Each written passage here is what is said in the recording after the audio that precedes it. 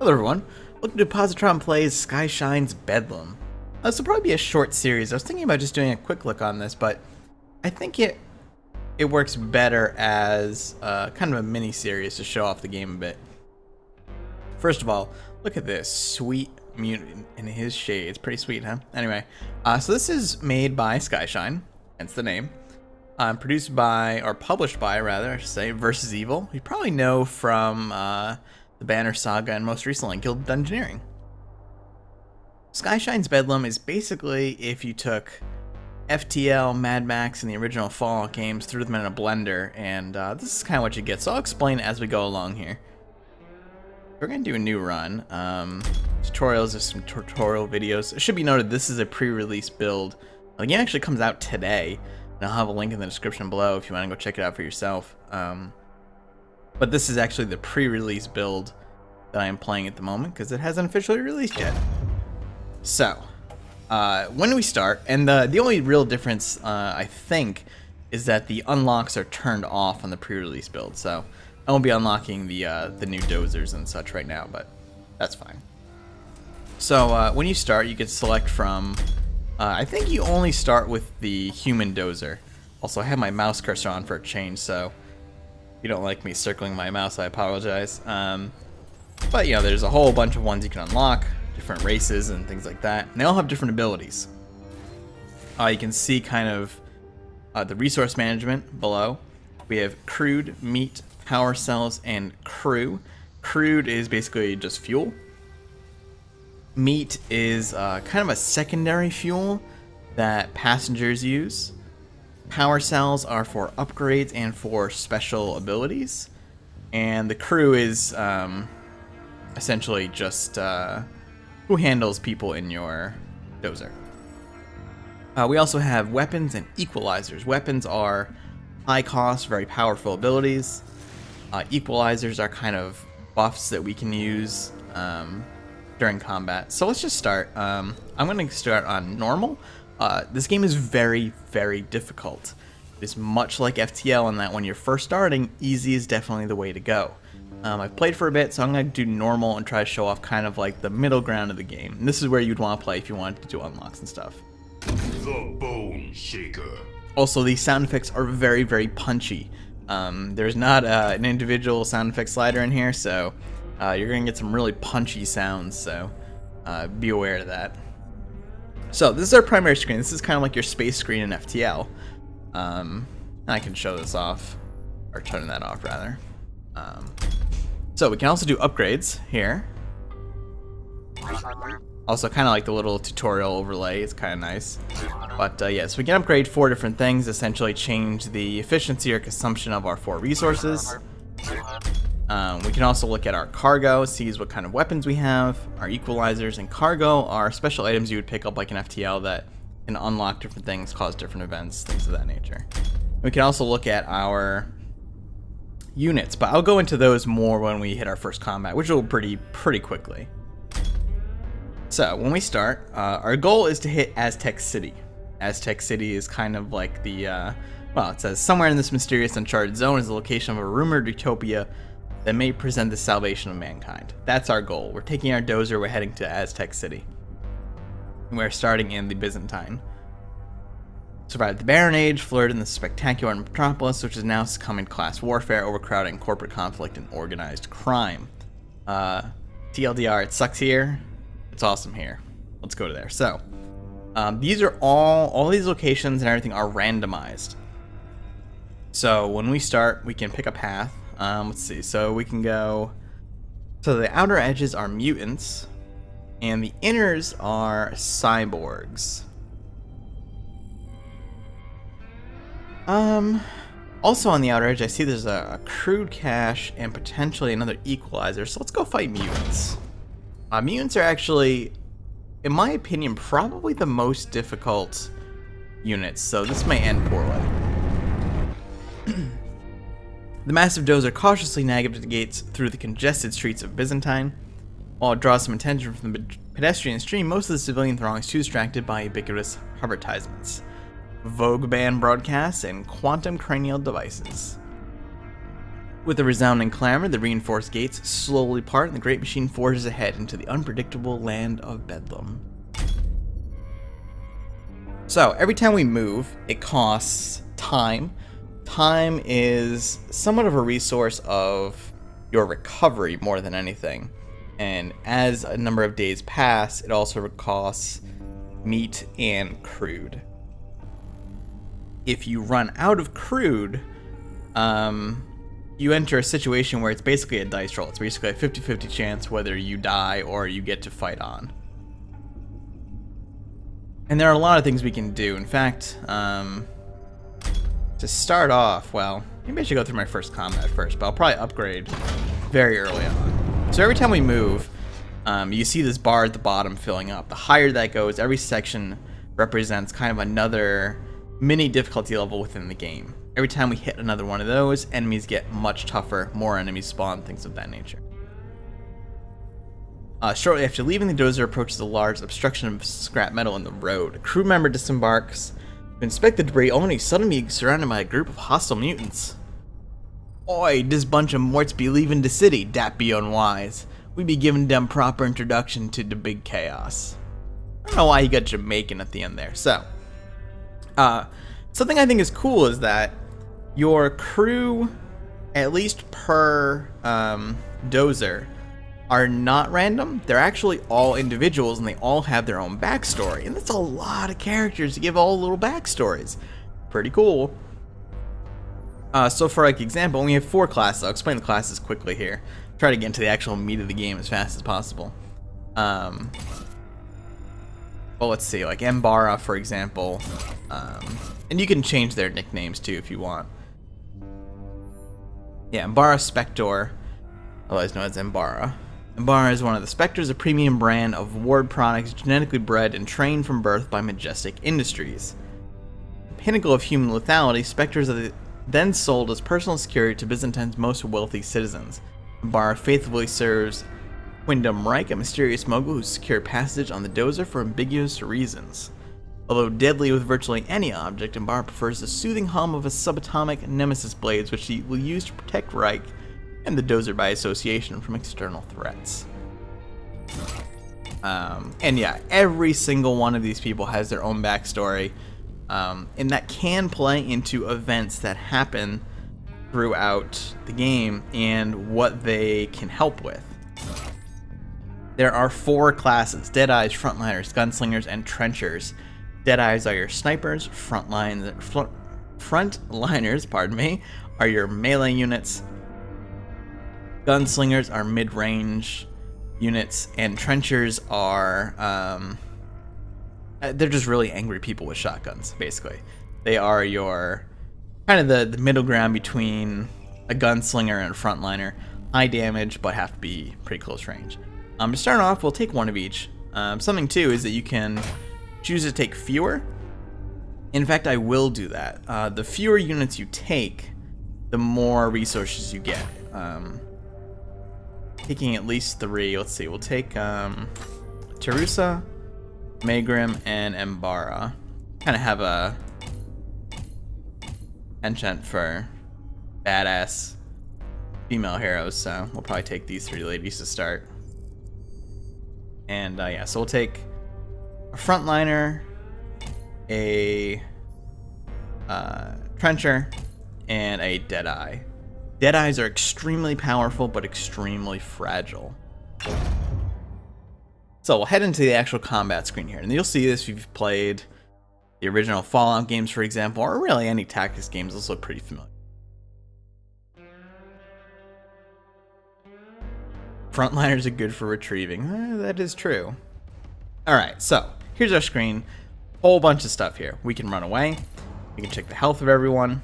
The blitzometer is very, very, very important.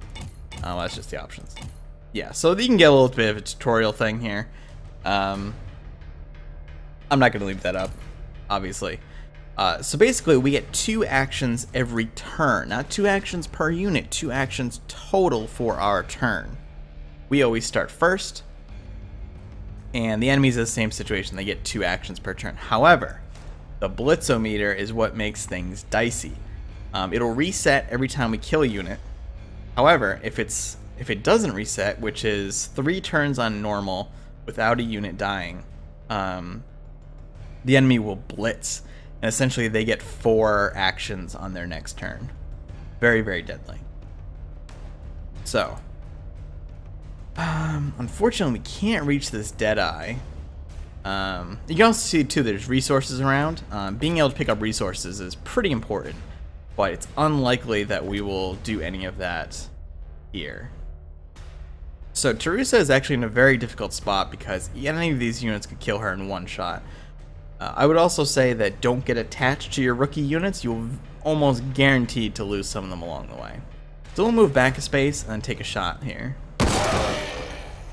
Now, I think, as far as I know, yeah, she's dead. I'm sorry, Teresa. I think shots to open targets always hit. However, shots to targets in cover have a high chance to miss. I think it might be 50-50. So we can take Megrim here and move over and take out this this enemy trench.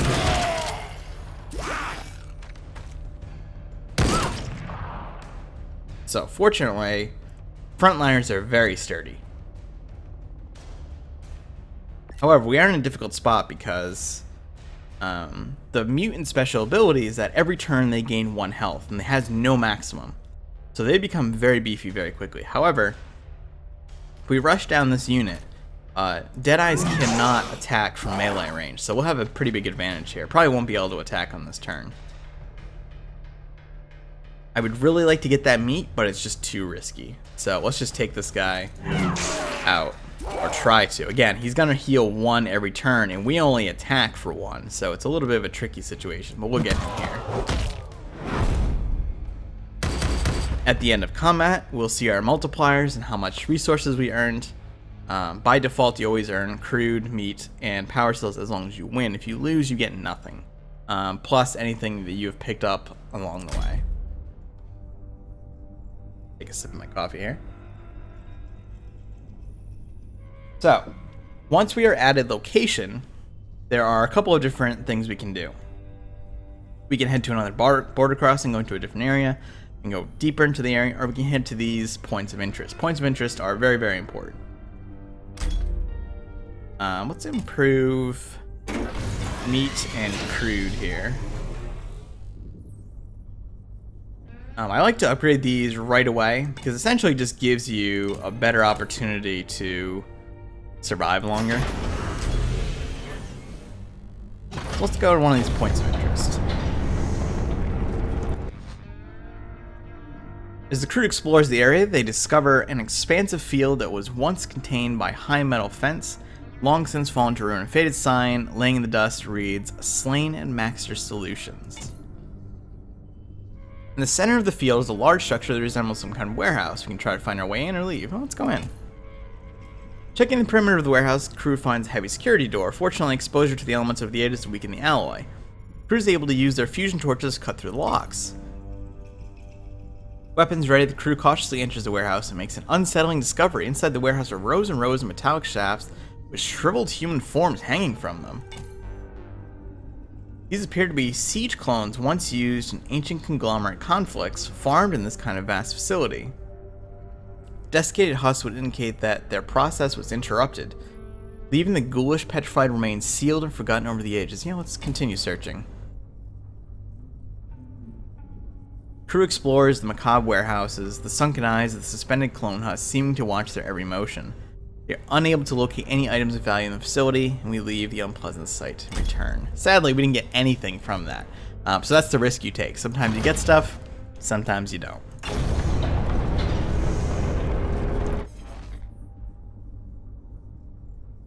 Strange device of cables and rusted metal begins making a muffled blunk noise.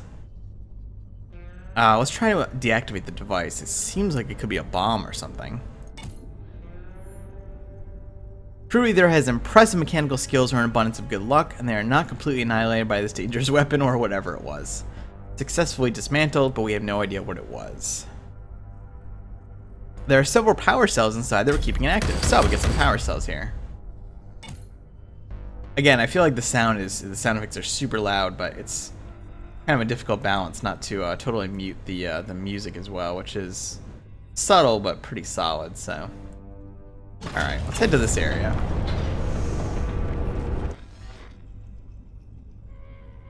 Headless mutant corpse. Judging by the footprints and the trail of green blood, the mutants' evolved physiology allowed it to wander quite some distance even after decapitation. Let's follow the trail. Leads to a mutant settlement. Strewn about the area, bodies of a dozen mutants. No signs of a firefight, so the mutants must have been unarmed at the time. No survivors found. And humans, it says here, you know, basically really despise mutants. In a nearby pen are several groats, small plump creatures raised for livestock by mutants. Groats were shot and left for dead during the massacre. Yeah, let's not let the meat go to waste. So I picked up 25 meat there.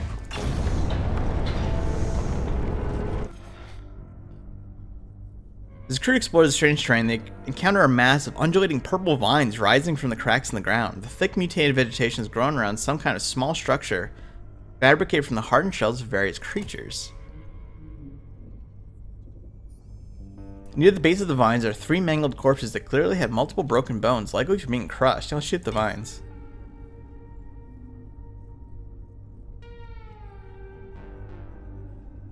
Can't seem to damage them. The thick tendrils angrily lash out at the crew in response, but do not relinquish their grasp on the structure.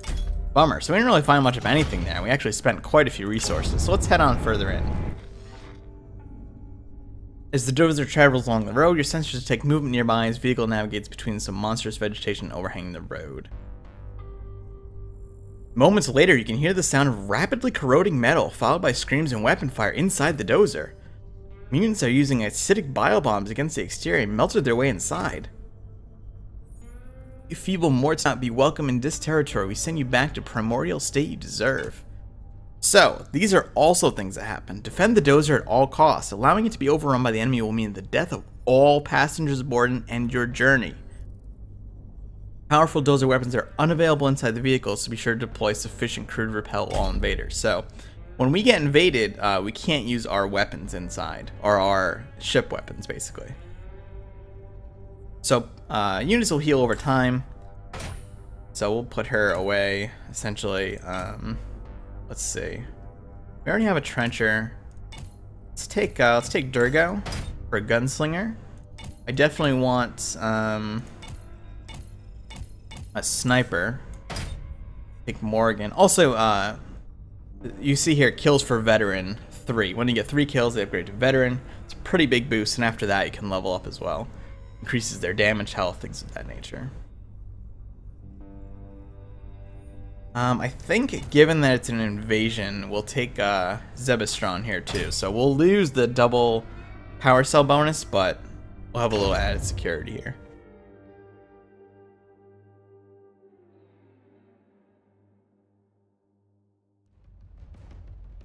Alright, let's see what we got. There's only 3 of them. Not so bad. So I think... Now this this Deadeye over here concerns me a bit, so let's start heading into cover with some of these units. Line of sight also plays a factor. Yeah, I was afraid of that. Unfortunately, cover did not save me. However, we should be able to kill this guy. We have to get a little closer, but... Good, we got him. Alright, so we got 2 frontliners here, but they're going to start getting pretty beefy as time goes on. This is actually a really dangerous place, but they've only got 4 health right now, so... And now we are a veteran. Now, when you hit veteran, you actually get a full health refill also.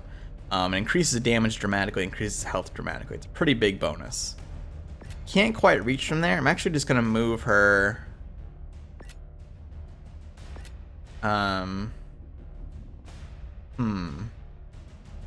Actually gonna move my Deadeye up and let her take a hit. Because we should be able to move here and take a shot. That's 5 damage. There we go.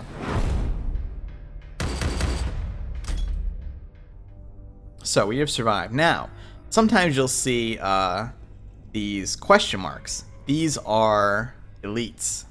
Elites are kind of mini bosses. However, when you beat them, you can recruit them into your party. Let's see. It takes 37 to use the Skyshine distillery. Yeah, I think might spend that this time. There was promise of bounty from King Viscera. He's kind of the main baddie here. In exchange for murderizing you scuzzers, but Scragger Main is gonna scorch you just for the joy kills. Thanks, pal. So,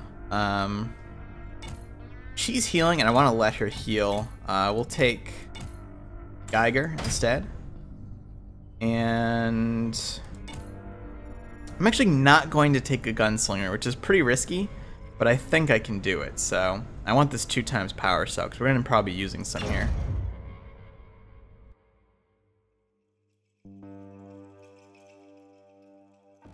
So we'll see how many units he's got with him. He might be by himself. Okay, he's not by himself. This is actually going to be a huge waste of resources, but I really want to show this off. So weapons are super powerful. Click to launch the Skyshine Distillery. Drop a container of potent intoxicating liquid to cause immediate inebriation and violence in enemies. I think it needs a launch point, so we'll go from here, see if I can reach. Yeah, let me see the radius there. So what this will do is it'll do 1 damage, and it'll get them drunk. Now, when enemies are drunk, they well, they're very violent, basically. Essentially, it's confuse. Actually, what we can do is, while they're confused, we can take that time to come pick up some of these resources. Because they should be interested in fighting each other, which they are. I'm actually going to go here, and then I'll move back, because I'm a little concerned. Yeah, so he took out his own unit. Now, we're the only target left. So I don't know why I shot the corpse there. So we're probably in a pretty scary place here. So I'm gonna get these guys in cover. And it's a good chance we'll actually end up using our Deadeye to do some damage here.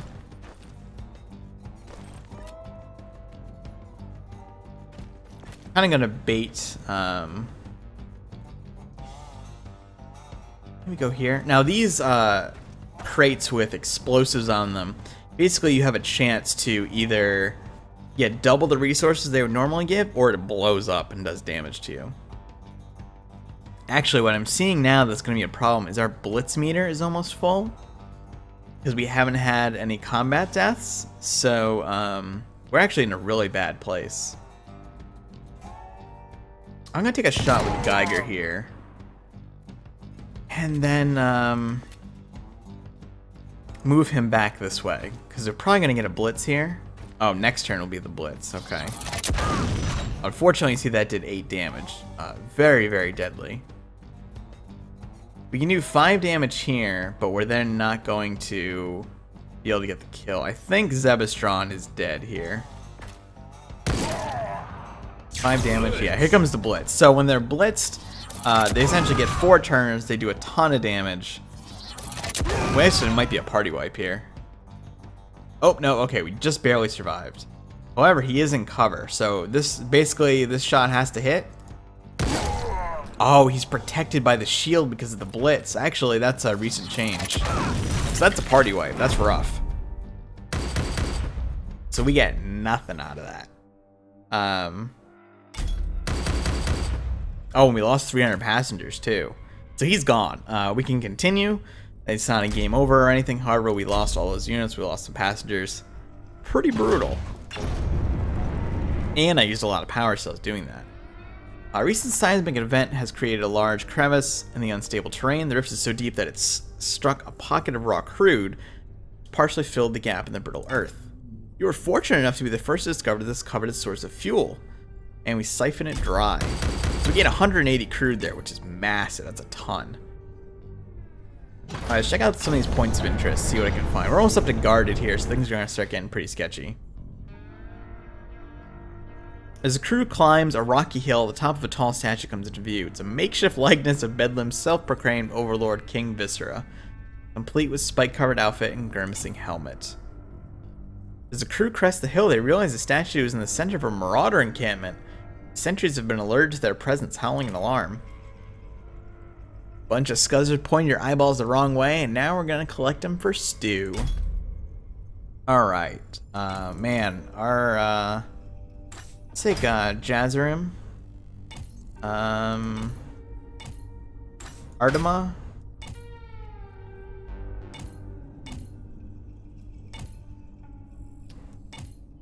Constance, and I do want to take a trencher.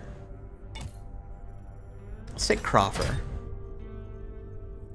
So we're kind of in a tough spot here. Well, let's see what I can do.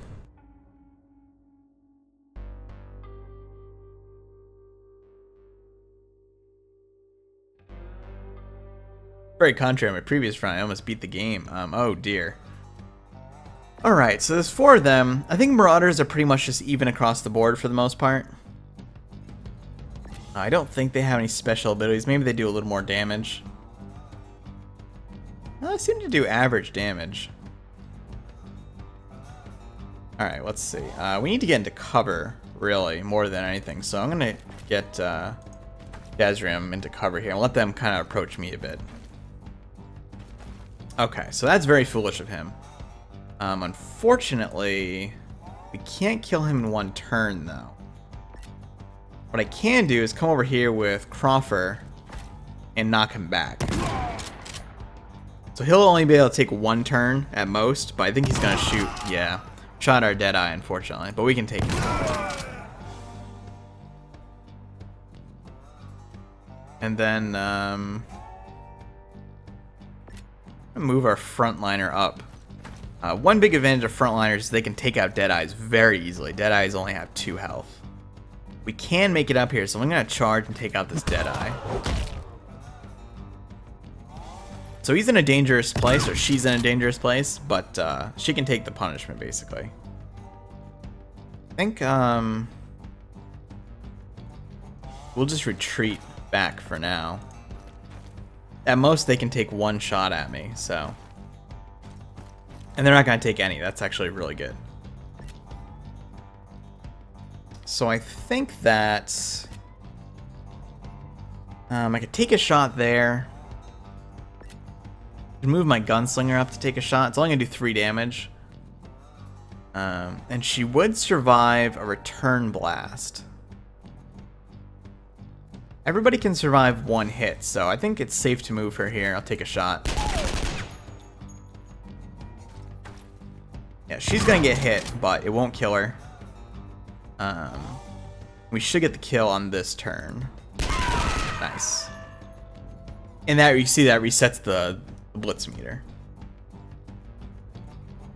I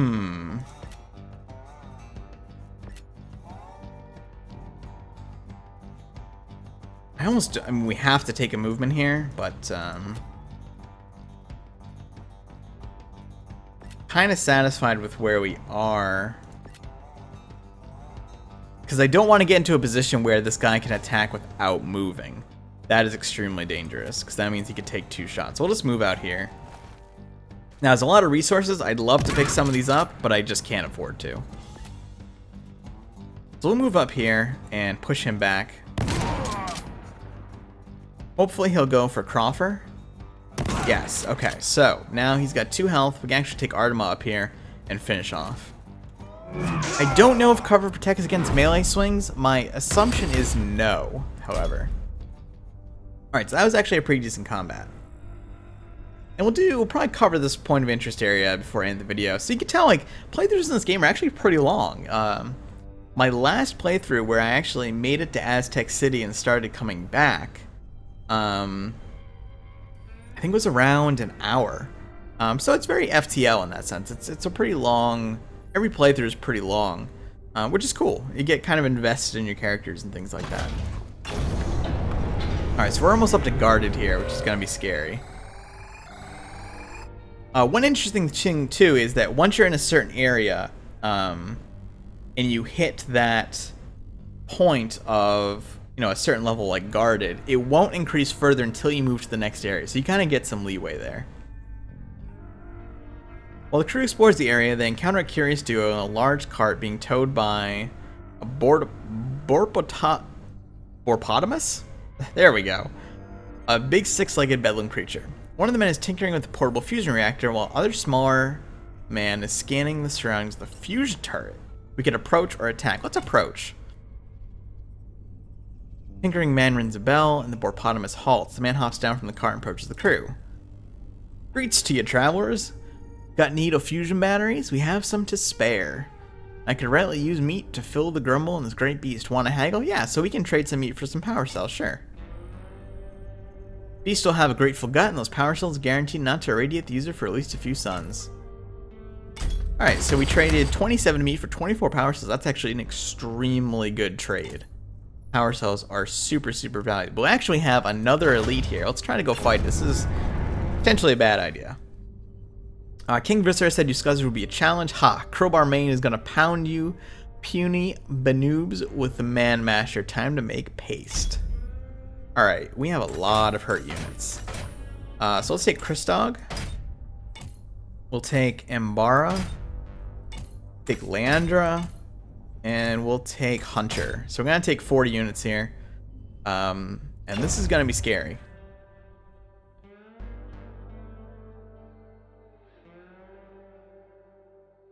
He's an incredibly powerful melee unit. He's got a lot of group with him too. So, again, oh, I'm one short. Oh, that's bad. I thought I was actually going to have enough to use my weapon here. I can also use some of the equalizers. Their costs are kind of high, but it might be worth it in this situation. This is rough. This is actually really rough. I don't think we get power cells instantly either if we pick them up. So, I'm actually going to take a shot here. I think Christog is dead. You know what? Let's just back up. Make sure he's not a target. Let them come to us. We can take out their gunslinger. This guy could move all the way up, though.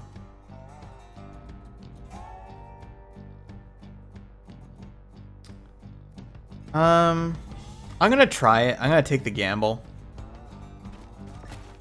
And just hope that this guy doesn't come up here. I think he's going to, though. Oh, no, he didn't. That's very, very lucky. Okay, so. We have to get Christog out of here. Actually, no, we can take out... We might have to sacrifice Christog here. I really don't like sacrificing my... Deadeyes, but we can kill this guy. What I should have done is use the equalizer first. Yeah, it was very poor. I should have used a shield equalizer there. Alright, we can blow this guy back.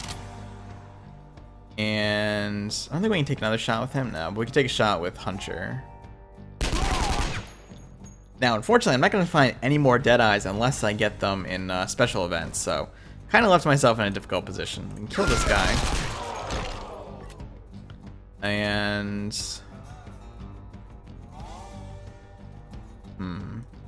we'll head back here. Alright, he's gonna take a hit at Hunter, but that's okay. And gunslingers do counterattack, so... Alright, we'll knock you back. And then, I think Hunter will take a shot here. So this guy's down to 2 health. And then we've got the big guy to deal with. Dealing with the mini-bosses without Deadeyes is pretty scary. What I think I'm going to do is I'm going to use the shield equalizer. Blitzer screen. Crew will take reduced damage while active. Lasts for 1 turn. And I'll go pick up these power cells. Kind of get myself in range for him to come over to me. And these guys have massive, massive range, too.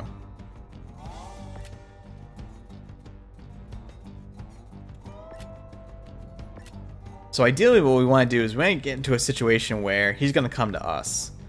Let's move back here. He didn't have to take 2 moves though. That's unfortunate.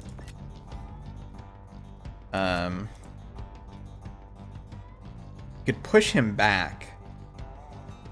He's got 17 health too, that's crazy. I think he would one-hit kill our units here with any attack, even if they were fully healed. So I might use another equalizer. It'd be on our last one though.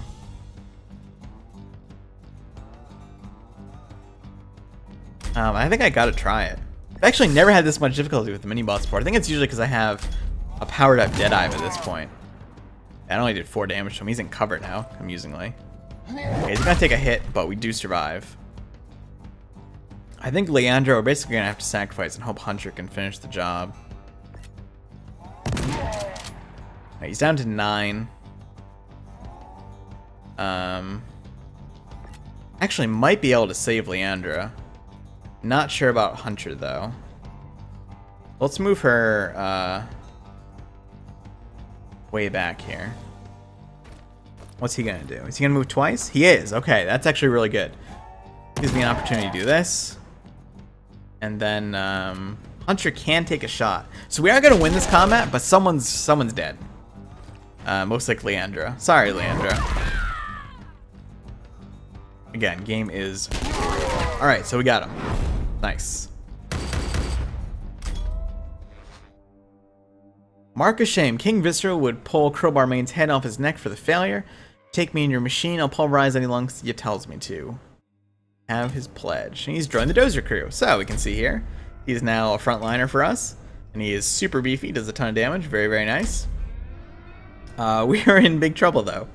I might actually go along and just show off what happens when you lose for this video because, man, I am in trouble.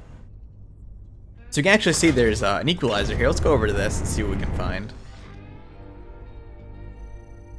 Nearby are several mutants searching on fortification bearing the faded logo of Valentino Tactical Outfitters. We investigate. Oh, so we have to fight some mutants here. Alright, so let's take Crowbar, Elias, Dens, and we'll take Hunter. But we're in a tough place, basically. Yeah, so I think I'll extend this. It'll be a pretty long video, but I'll extend this video out entirely just to show off kind of what happens for a full run. It's possible I could come back from this still. It's just a little unlikely. I should show off one of these materials as well. While we're being risky, show off as much as possible. Let's try this. It blew up on me. Alright, so I didn't get it. And let's take cover behind this mushroom here. Or whatever it is. Alright. Elias could get the kill here. So could Hunter. That'll be his 3rd kill, so he'll be a veteran. Veteran. And Elias will come into cover.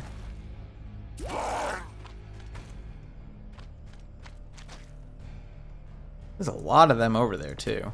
So veterans do a ton of damage. Hunter will now do 5 damage per shot. Be able to kill this guy. And they get cool new weapons too, which is always nice. So we can start taking Crowbar out here and do some pretty hefty damage. And this Deadeye isn't going to be able to hit us from here, so we can't hit him either, unfortunately. But let's really get up in his grill, so to speak, so he'll want to run away. Or his party will take his turn, right? So we're going to smash these guys. The other thing about elites too is they do occupy a much bigger footprint as well, so that's something important to keep in mind. We can get this meat and nail this guy. Meat. Alright, he's gonna push us back. Actually didn't kill him, surprisingly. Did I miss there? I might have. Alright, we should be able to crush him here. And then we can actually sit in cover right by this guy.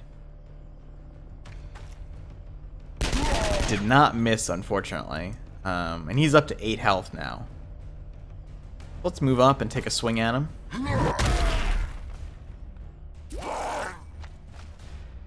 3 health. We're at 4. We'll take another swing at him. Elites can level up. They don't have a veteran status, but they will level up just like any other units you have. Alright. Searching inside the bunker, they find intact storage chests amidst the dusty debris and skeletons. It contains a stealth suit designed to create a high camouflage field that makes the wearer virtually undetectable.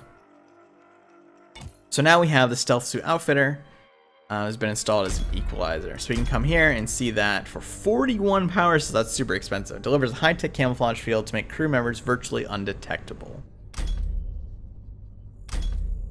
And let's upgrade that power efficiency a bit. So let's continue on here.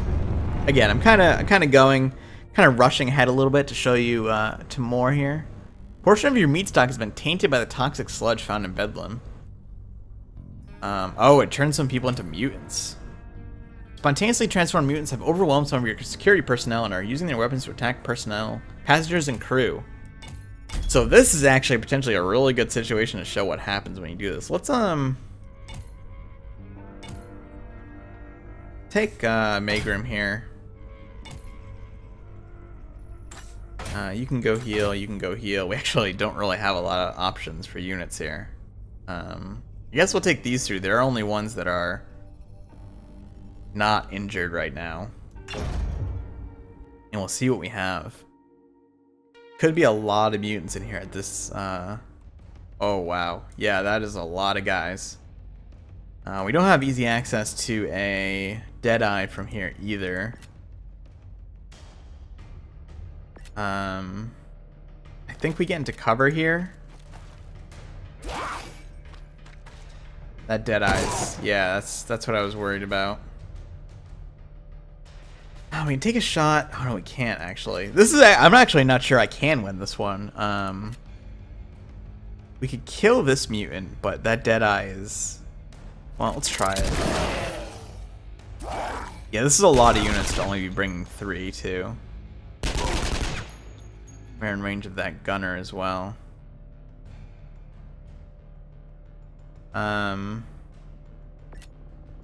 Could take Hunter out. Well, we can't actually. Oh, yes, we can. We're a veteran, so we can take this guy out.